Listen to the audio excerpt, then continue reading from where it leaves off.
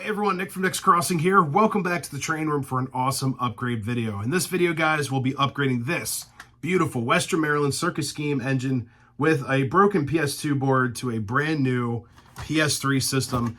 In this box, still has the seal, never been opened. You can hear all the goodness inside. So here we go, guys. All aboard. All right, guys, so welcome back to the bench for the second ProtoSound 3 upgrade video of the channel. And if you missed the first video, that will be down in the description of this video. And that was upgrading a C&O Allegheny Rail King flavor right there. It's a great locomotive. It's actually one of my favorite running locomotives in the collection. Such a great runner to take up to the club and everything. Runs so nice. But anyways, guys, that Proto 3 upgrade sparked a lot of interest in you guys. I got some great feedback at York and also comments and emails. So thank you guys so much. That inspired me to do this P3 upgrade video in this beautiful Western Maryland FA right here. And this is going to be a longer video. I'm going to be honest with you guys.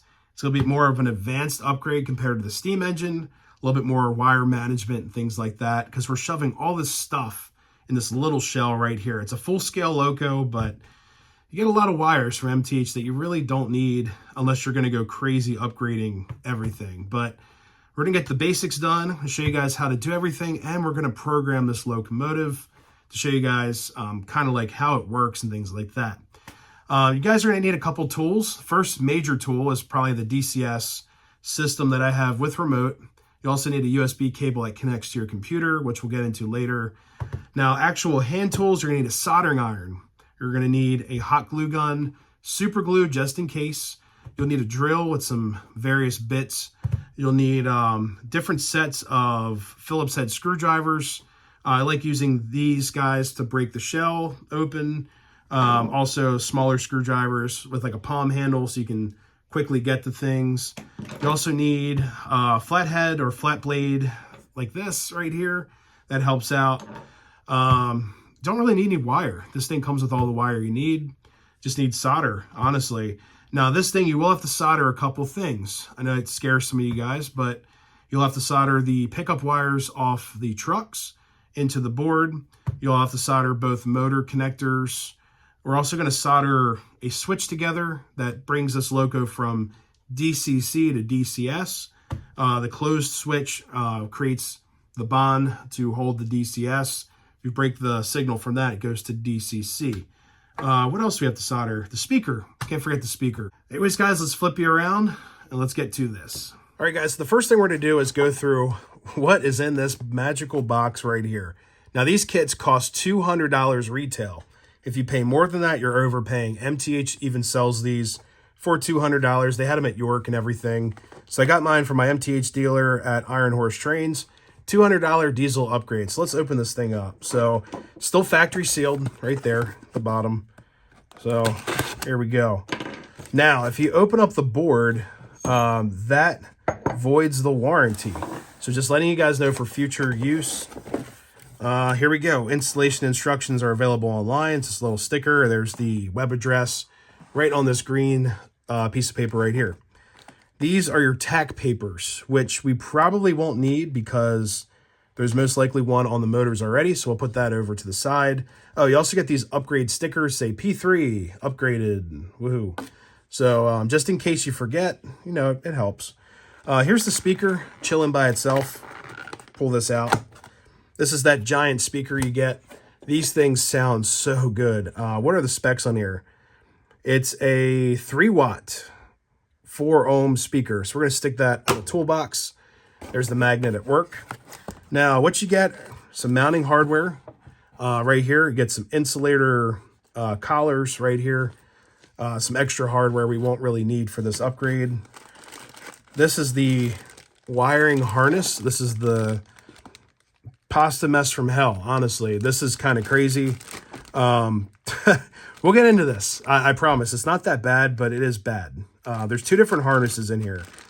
One is to go from your power from the track, which is this yellow harness here. Then all the other stuff plugs into this 40-pin connector right where my pointer finger's at. So we'll get to it, I promise. It's not bad. It's not that bad. Okay, so here is the Proto 3 board. That's how small this thing is, guys. That's it. Warning, Protosound diesel board has been thoroughly tested. All outputs are operational, including lamps, output smoke. All right, blah, blah, blah. Verify no defective components. Okay, cool. This is a different P3 board than the last two kits I've done. Their stickers were this red sticker on here. This is a newer P3. So I had a couple of issues with some lights not turning on the last kit I did, but this one seems like a brand new P3. The other ones could have been like new old stock from MTH. All right, so this is more mounting hardware bracketry. The two electrocouplers are in this pink bubble wrap where my fingers and thumbs are. So that's important too. And you also get these mounting brackets, which we'll be using at least one of these to mount to the body with the board. So we'll hold on to these off the side. So that's everything that comes in the kit. For now, we're going to move this mess over here, and we're going to bring the engine in a little bit closer. So I've already done the justice of taking the screws out of the shell, and that are these larger black screws right here. So let's get in here. Let's show you guys what's going on. So there we go. And the shell comes off really easily. It has these sprung pickup wires right here for the connector pads on the shell. We're actually going to rip all these out. I'll do that off camera later. But what we're going to do is actually gut out this board right here. This board is fried. It totally fried on me about almost a year ago, I guess. But we're going to gut everything out of here. Here's the battery. So this is, I assume this is a 3-volt with this battery back here. So yeah, it's a newer P2, but it had an issue. It also looked like someone was in here before. Wasn't entirely sure. So guys, I'm going to gut all this stuff out and we'll be right back. All right, guys, we're done tearing out this board. And I hate to say this, but this thing fried, and it was a Proto 2 3-volt board. Now, the first thing the kit says to do is to work with your coupler. So we're going to take this coupler out. It's pretty easy to get to. You just turn this thing over, and we'll actually do, well, we'll do this. So we'll do the rear coupler first, because there's really nothing there. This rear coupler is just a molded coupler, and it's actually stuck. There we go. I'm going to keep this molded coupler for other projects in the future, but what you're going to do to get these couplers off, you take your flat blade screwdriver, and you put that right in here inside of this washer, and you're just going to pull it away. And yet, it usually flies apart like it just did. Used to that. And make sure you hold on to all the hardware. Now, we're going to have to spin this off the side here, so we can drop this bar in here. There we go. And then we're going to hold on to this piece right here. That's what holds in your coupler. That's kind of hard to see on camera, but yep, that's it right there. So don't want to lose that. And what we're going to do is install the new electro coupler in the kit, which is in this bag right here. Now, the cool thing is these are plug and play. They plug right into your wiring harness. No soldering needed, and they work really nicely. They just say to upgrade them to the P3. I'm not sure if there's a difference between the P2 and P2 or P3 couplers, but they say to upgrade them, so I'm going to do so. Plus, we need a rear coupler. So here you go. That's what it looks like right there. We're going to install this, and these come with a piece of paper or plastic to insulate the tabs right there from the shell. So we're going to install this upside down like such.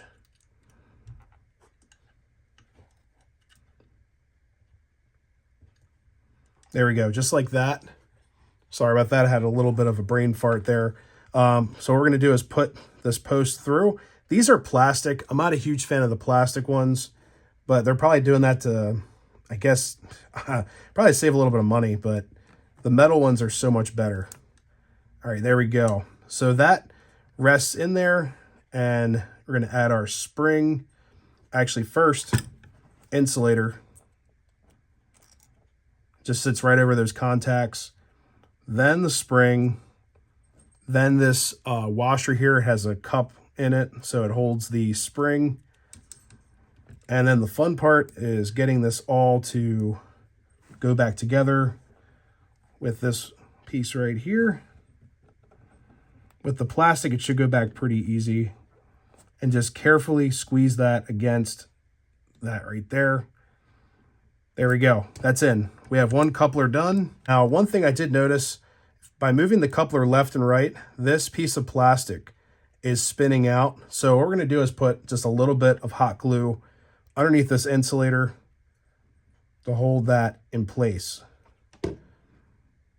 Just hold it on there. Now that is secure and insulated. So when our coupler spins, this insulator now won't spin out on us. So it's just what they recommend. I don't mind it because if this touches the center rail, I mean, it could short some stuff out for sure. So it's a little bit of a security piece right there. But there we go. That's installed. Now what we do with this wire right here, we're going to run this through the frame underneath the truck. So we're going to pull that up through the bottom. So when we get into programming this thing, before we put the shell back and everything, we will test which is the rear coupler and the front coupler. It gives you this piece of rubberized shrink or whatever. Slide that down to the truck. That prevents wear and tear on your wires. We also want to see the wires away from your trucks. So there we go. That's in. That's pushed all the way in as far as it can go. So that's nice and protected. So our shell, this burr right here, won't slice into our wires. Also, it's away from the wheels. Look at that. Nice and clean. So I'm going to do the front coupler in the meantime off camera. It's the same exact process as the rear. Just take everything apart. Keep an eye on your parts. They do fly all over the place. And like I said, hold on to your old pieces right here. All right, to get the old speaker out, we're going to unscrew that from the frame. There we go. There's one. Like I said, hold on to all your hardware. You never know when you'll need this stuff again. Even the old speaker is still good. I've heard it before. Sometimes ProtoSound 2 speakers go bad. That, you know, influences the board, but we can use this in something else. Oh, there's a screw right there. This is a Vico 50AS04 4 watt, 4 ohm. So, yep, there we go. This has a different system holding the speaker in than the other unit that I worked on. The slave unit had a totally different system holding that speaker in. But let's get this out of here. Should be able to pop one of these entirely to get this out. And these little tabs move out of the way that release the speaker. So let's dump it out. All right, so get those moved out of the way. There we go. Yeah, that speaker's a little messed up. And it's probably not, it barely has any magnetism left in it. The new speaker, oh God, this thing will find all your hardware. If you drop something, it'll all be stuck to the bottom. So we're going to install this in here. If I can get it to sit without being super magnetized. Yep, that fits in there very nicely. So first, we're going to solder our speaker wires to this. So we're going to go through here and find the speaker harness wires off the 40 pin. Yep, these are our speaker wires. So when we're done soldering, I'm going to connect this and we're going to run this underneath the frame, but this just connects just like this and you're good to go. So I'm going to solder these really quick. I got to read the instruction booklet, which I have a paper copy of the instructions. The newer kits, guys, everything's online. So give me a second here. We're going to solder these wires. All right, so that's in. That's all you need. Don't want to cook anything too much. And that's solid. We're going to do our white wire now. Strip that. This wire is super thin. And pull the tab up a little bit. Put the wire through. Bring it back. There we go. Your work here.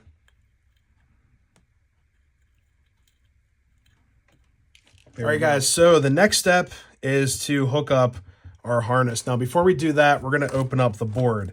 I grounded myself utilizing my layout. The outer track is a ground. Everything's in phase, so it should be nice and grounded. They do recommend to wear a wristlet while you install the board. We don't have a wristlet, but you can wear one if you'd like. And that's just to prevent any static interference to fry anything on the board. I think will be perfectly fine. So let's see. Here we go. Time to unwrap the dealer disclaimer right here, saying that it's perfect.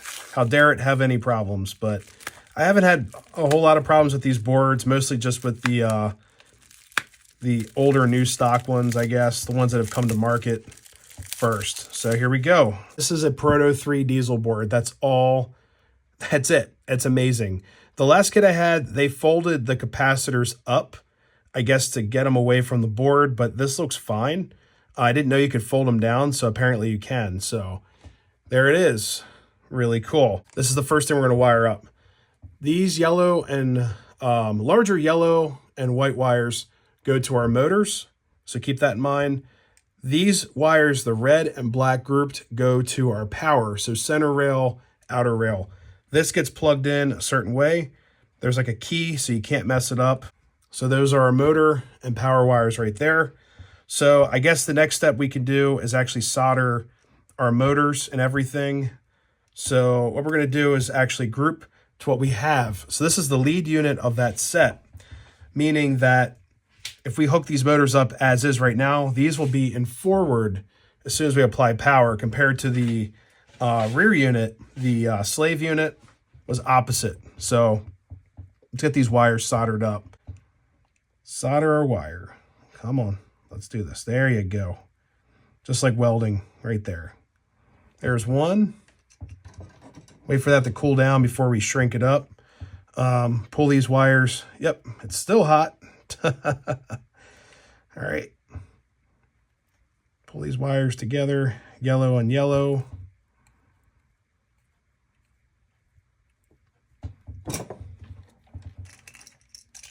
And solder these guys together.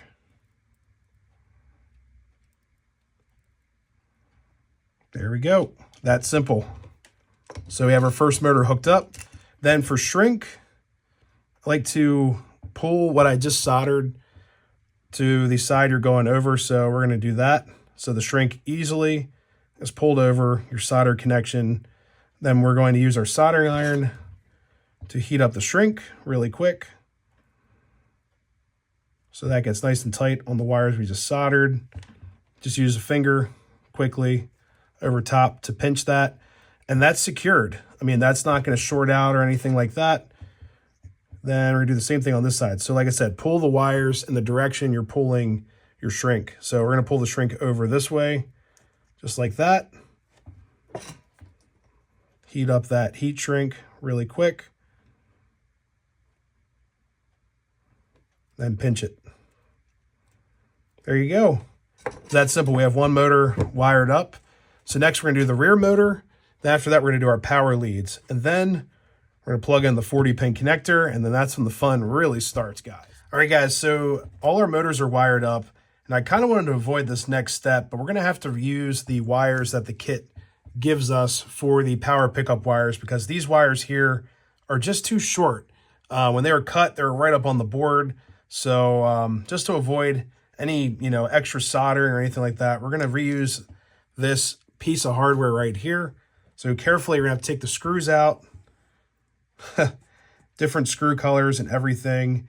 This is a piece of insulator plastic right here, and this fits down in this slot in the front pilot to insulate it from the shell. So we're going to throw these out for now. We're going to use these wires right here. We're going to make this orange color the hot wire, the blue the return. So let's flip these.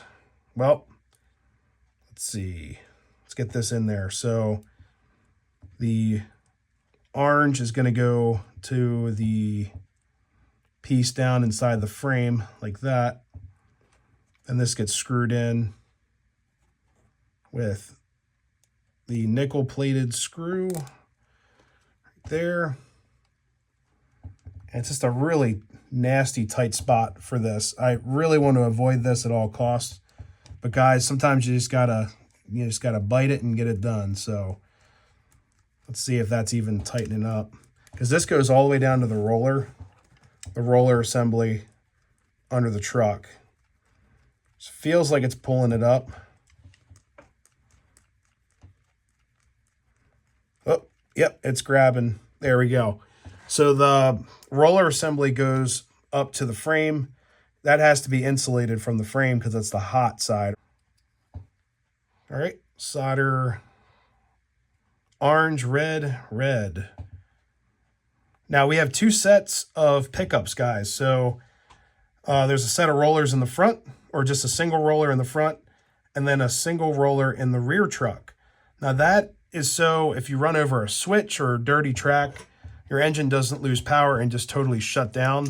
That's really unhealthy for these motors and gears as well, and also for the board. You don't want like a shutdown. Anything that prolong the board life or your electronics, definitely do so. So you don't want our trains just shutting down. You know, it will just stop right in track. All right, so now we can do this. Pull the shrink over, and now it puts these wires away from the board, just like that. Just like a Y or a Y cable. Melt this down. Pinch it. There we go. We're going to do the same thing with our common wires. So, like I said, when you pull this up, push the wires away from the board. There we go. Solder these, or sorry, shrink them. Cool. Now that's our power. So now if we put this board on the track, we'll get power. We're not going to do that right now because there'd be nothing to listen to or nothing to do with that. So we're going to start organizing these wires away from everything. So when the board sits in here, it's going to sit up there like such, just like that. So one side you get a notch, then one side's like a female end. This is a male end, so we're going to line that up. So it's going to do this. Okay, so I'm actually going to put this on the table flat,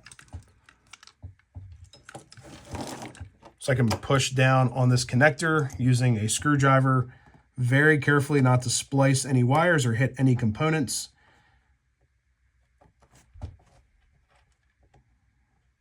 Let's see. It does take some finessing, so don't force it in, but it will go, I promise. It's really not meant to come out. I made that mistake before. I was like, oh, I'll just pull this connector out. It's really hard to, especially with all these small wires, to get a grip on this connector. But you want to make sure everything's in there, because like I said, all these wires go to like lights and other control points on the board. You don't want to lose any of those features. So make sure everything's in, even our power wire. I actually had that issue with the Allegheny. I brought it to my buddy to program, and he's like, you know, you don't have any power going to the board.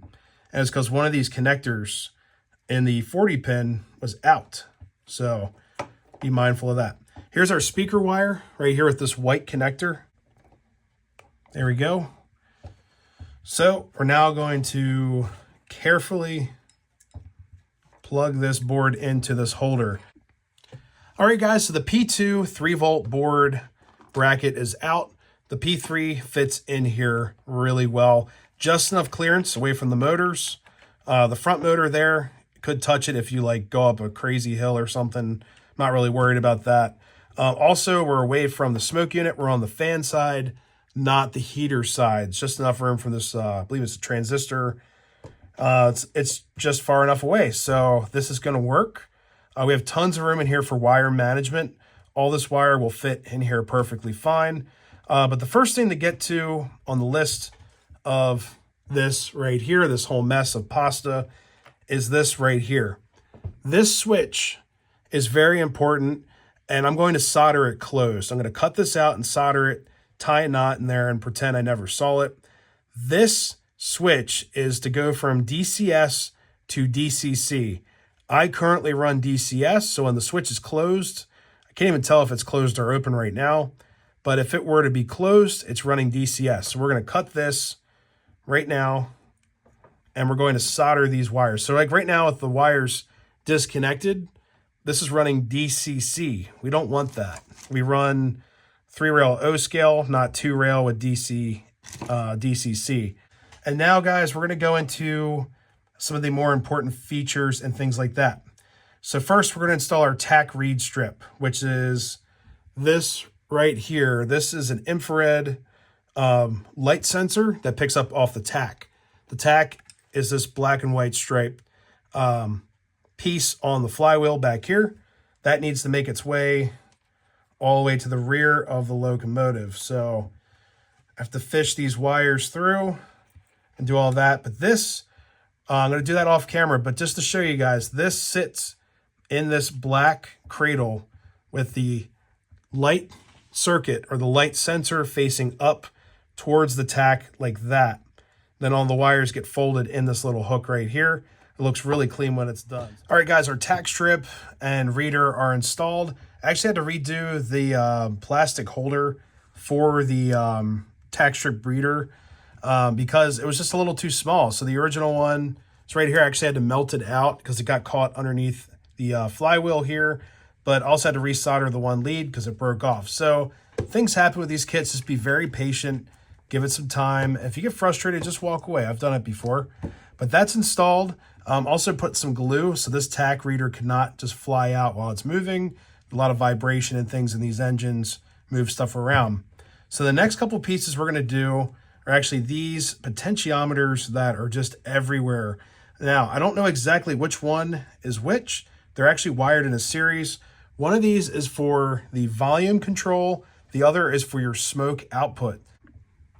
So before we go any further with this board with lights, I want to get all the soldering done, all the messy stuff done first. We're not like, you know, anything's in the way or whatever. So the smoke unit is next on my list to wire up.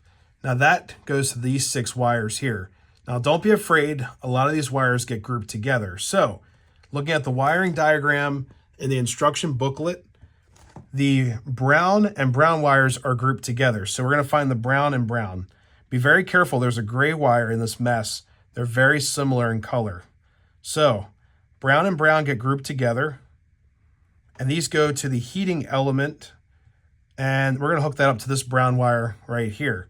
So just for now, we're going to strip these and get them ready to be hooked up to the brown wire on the heating element itself on the fan smoke unit. Now, guys, smoke units for these P3 kits, be very careful about what smoke unit that you have, because if you have a P1 fan-driven smoke unit, there are instructions in this book on how to take care of that so it does not ruin your board.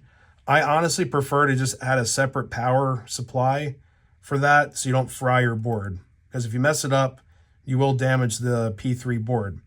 But anyways, here's our 2 brown wires grouped. Here's the top wire of the heating element. We're gonna have to carefully strip this. These wires are super duper thin. Let's get some heat shrink. Get some really small heat shrink here. Get that ready. All right, and we're gonna put this on the heating element side, just like that. All right, so brown to brown to brown. So it's 2 brown wires to the 1 brown on top of the element. The element wires are on top. The fan motor wires are on the bottom coming out of the little DC motor. All right, let's solder these carefully.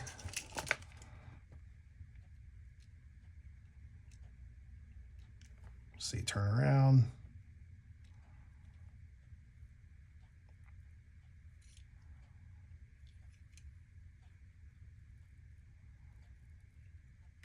All right, so that's done.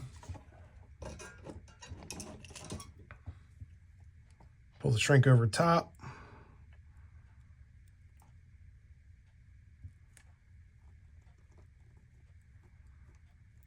There we go. Shrink this in.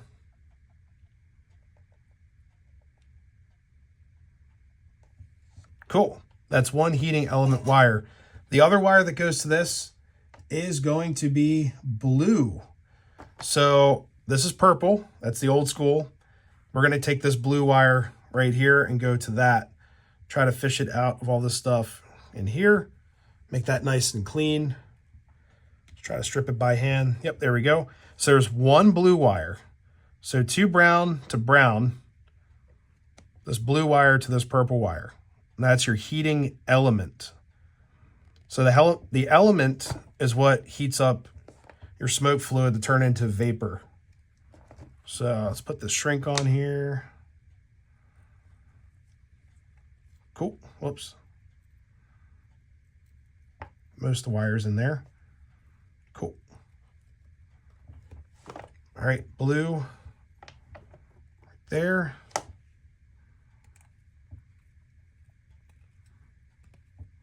And this is very important. You do not want to mix up wires here. They're not coming from the same place, especially for a steam engine. It acts as a chuff generator, and you don't want to destroy anything. Like these, honestly, the smoke unit is probably what destroys a P3 board more than anything. All right, that's in there. Let's pull the shrink over top. Cool, so now we have a heating element. There's 2 more wires for the bottom. So that's done. All right, so the smoke unit, the fan unit gets 2 green wires, and it does say 1 or both green wires may be used or connected to one side only. So just to get the green wires out of the way, we're gonna group them. What the heck? So get these stripped down, just using my thumb, fingernail, super thin wires, guys. And then we're gonna hook these up to the green wire coming out of the smoke unit at the bottom, right here.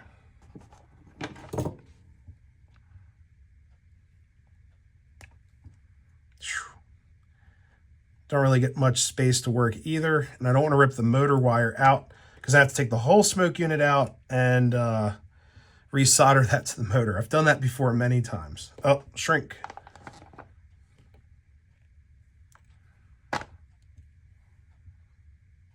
All right.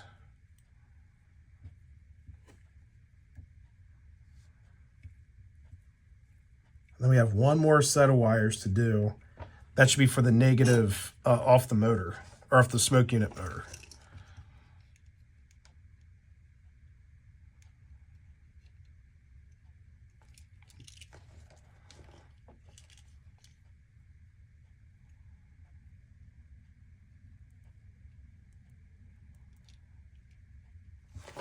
All right. The last wire should be gray. Yep, gray. So set the book over here out of the way.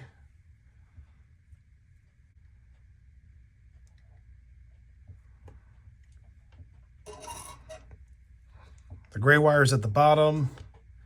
Really no room to work. You can tell this has already been cut before. It's like the final stretch.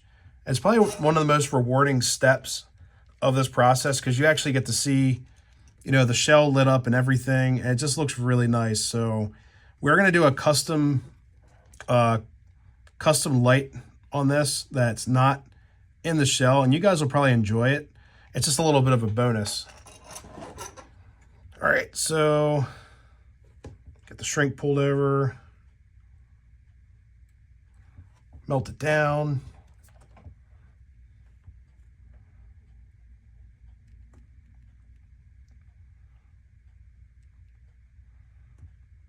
All right, the last thing we're going to do with the smoke unit is that I'm going to check the batter on the inside because people love to run the smoke units high. I love smoke and everything, but before I seal all this up, I want to make sure that the smoke batter material is fine. It's not burnt. It's not yellowing or anything, because I have actually brand new smoke batter sitting here from MTH. I got it at my buddy's shop, Iron Horse. He had tons of it on the shelf. I'm like, yep, I'm going to buy that stuff for sure to upgrade and, you know, fix my smoke units. All right, so that's normal, and it's a little burnt. You guys can see that coloring on there, but it should be fine. I don't think this really ran a whole lot, but That looks pretty good. All right, guys, so all the hard work is done. Actually, unplugged the soldering iron. Right now, this engine could run. It could be programmed as well. You're just going to get a lot of error messages potentially when you program it because all these ports aren't really plugged in to anything back here on this pasta mess. So right now, we're going to read through our instruction booklet to figure out what lights go where. So there is a whole list. I've actually crossed it off several times using like different markers and such right here. So the list tells you everything what you need. So the first step is to connect the front headlight double LEDs with blue connector to the blue connector with brown and purple wires. So I'm going to go through, I can actually put the shrink away. We don't need that either. We have this whole pile of LEDs that this kit came with right here in my hand. Put that over here. And whatever ones we're not going to use, I'll hold on for future kits. So that's kind of cool. So oh, there's some older lights there. All right, so the first step, blue connectors. So front headlights, blue connector to the blue connector. So blue connector, what they mean by double LEDs is that they give you two. So I'm assuming that's if you have double headlights. For us, we're going to group them together and just use them as one set. Now, this shell and frame had a bracket up here on the shell. Or sorry, it was on the frame. It would go up to the shell for the headlight. When I installed that on my other FA of the set with the P3 kit, ended up shorting out to the frame and melting the wires. So I'm not using that bracket. So we're gonna actually just glue these lights in the shell, just like this. So just hold them in there. And actually you can glue them together first. I recommend doing that. Just put a little bit of glue between the lights, just to hold them up on each other, and then glue them in the front lens. Now, a lot of you guys are probably shaking your head, like, why are you gluing them in? So I use a hot glue that's like a contractor hot glue.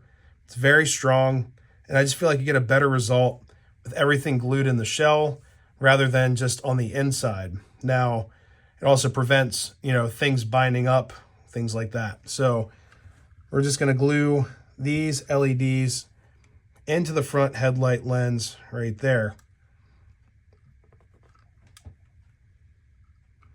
You also want to align them so they're not like off the side, so they're straight head on through the lens.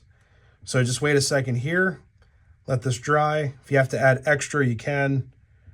I recommend making sure that it's solid, touching all sides of the shell, and just hold it there for a second. It'll bind up, and just if you have to, blow some cool air. Try not to get burned like I am right now. That's a plus. So when that dries, I'm able to take my hand out of here and we'll start the front marker lights. All right, guys, so the next step of the process is to add a rear backup light. So I thought about it. You know what? This does not have a rear backup light, but I looked up online that FAs and also F3s, F7s did include a backup light later on. So what I'm going to do off camera is drill a hole in the shell right here. And that's going to be our backup light. And for a lens, I have these post-war lenses I bought at the Greenberg show. And actually, I have a couple of them from the most recent Timonium show. These are super useful to do little projects like this. So we're going to step drill. I'm going to put this in the shell. So it'll be nice and solid. Then we'll glue the rear LEDs to that. Those are the rear backup lights, double LEDs with green connector to the green connector. All right, guys, the hole's been drilled, and that's what the lens looks like in there. Looks nice and crisp. So we're gonna go back to our book here. I'm not gonna connect anything yet. It's just so we have enough room to work in the shell. Oh, there's an LED stuck in there. So the next one, I believe, are the front marker lights. And those are easy to tell because they make the front marker lights green. So here we go, front marker lights, double green with yellow connector. So just take one of the LEDs, just like this, and those go right underneath the number boards. And they should fit. Yep. They're roughly the same size as the LEDs that came out from the P2 model, or the original P2 model. All right, so that one's in, and then this one here. Cool. Now what we're going to do with these, push them in as far as they can go. Make sure that they're sticking out of the shell. It's kind of hard to see, but there's a little green dot right above the number board. And this side's good too. We're going to glue these in place as well using the hot glue. Go kind of crazy. You don't want those falling out on you. As long as they're glued to the shell, anchored in with hot glue, should be perfectly fine. And just make sure not to pull the wires or anything like that. Now, the next set of lights that we're going to do are actually located on the inside of the locomotive for the cab lights. So let's go down the list here. So we have the rear marker lights, we're skipping over. Interior lights, it's a double LED with yellow connector. So we really don't need to. Here's our interior, which is really cool. You got these two guys at the helm right there. One interior light goes through this rubber gasket right in the cab. So we're going to put that in there. Doesn't have to be perfect. As long as the LED is poking out just a little bit, it should be fine. But this LED up top, I believe I just glued this in the top of the shell, so it just kind of shines down. All right, guys, so all of the wire management is pretty much finished. We were able to use zip ties, so you can see all the zip ties everywhere on the table. Up in the front, we have all the wires in the nose of the engine. Those will all fit in there. Basically, we want to get everything away from these flywheels right here. If wires get stuck in there, it gets really messy. It can short stuff out, also break wires out. Also will make the engine run horrible if you have any wires near the flywheels. So we want that away from there. Now, because this is a center mount board, a couple things here. This wire mess here, I had to use a larger zip tie to put everything under.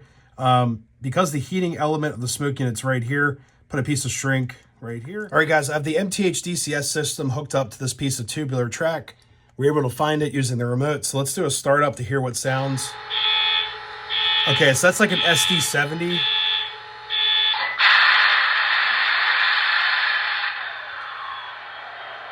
you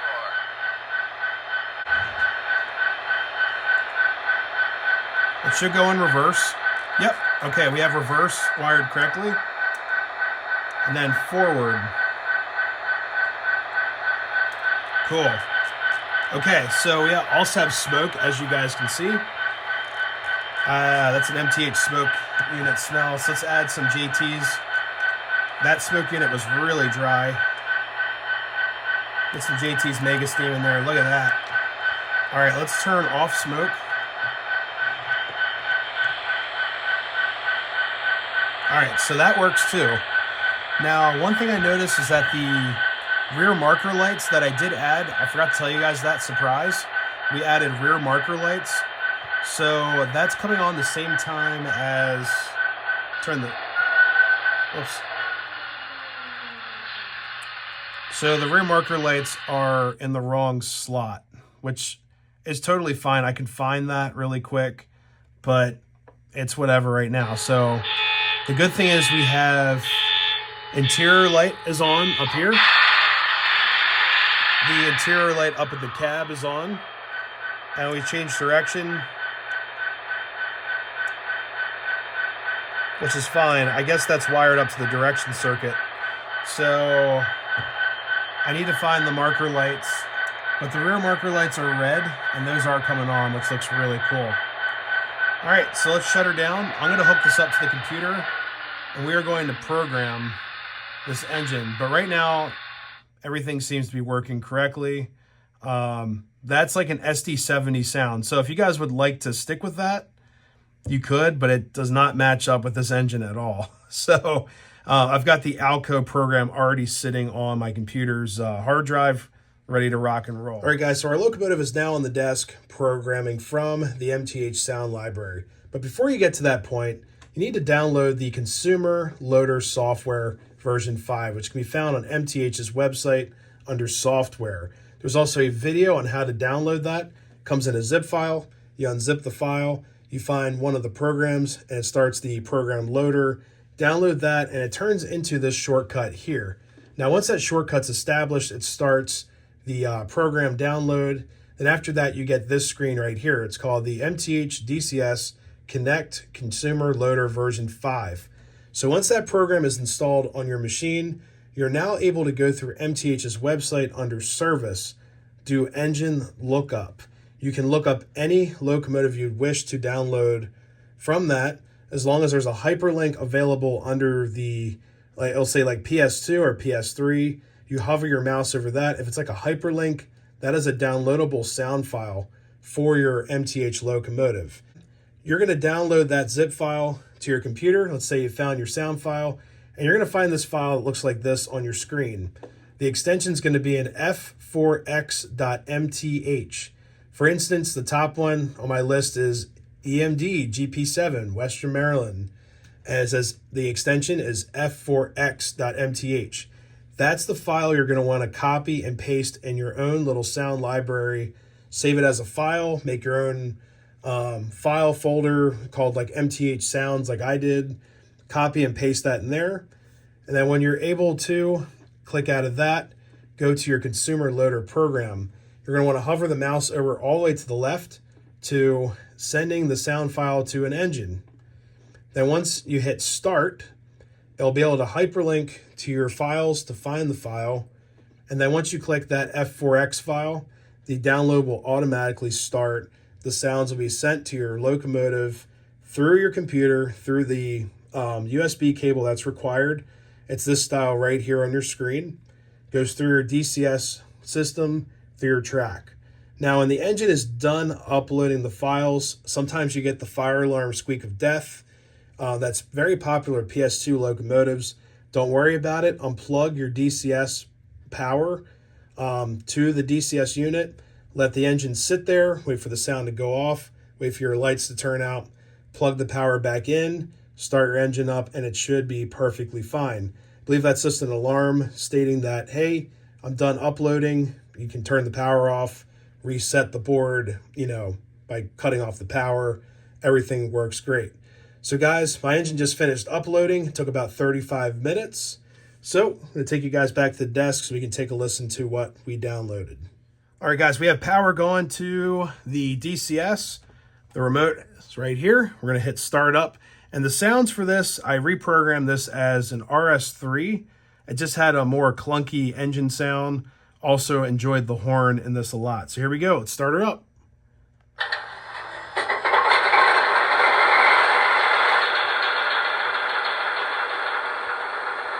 All right, so we have all the lights working.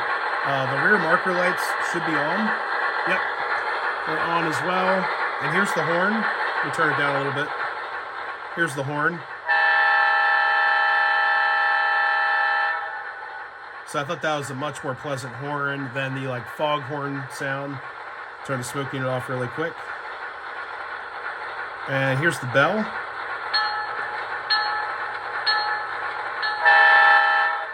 like we got a Form D on the way. And should be forward. And then reverse. So guys, my engine has been programmed as number 5. Let's just say I want to custom make it like Western Maryland FA 302. So I'm going to go to my remote settings menu. It should be under control or system, engine setup, edit engine, and edit name. You can name it whatever you'd like. We're going to select engine 5, and I believe I named it, the other one is Alco or Western Maryland, so just WM. So it takes a while. You have to use the scroll wheel, but you guys get the point.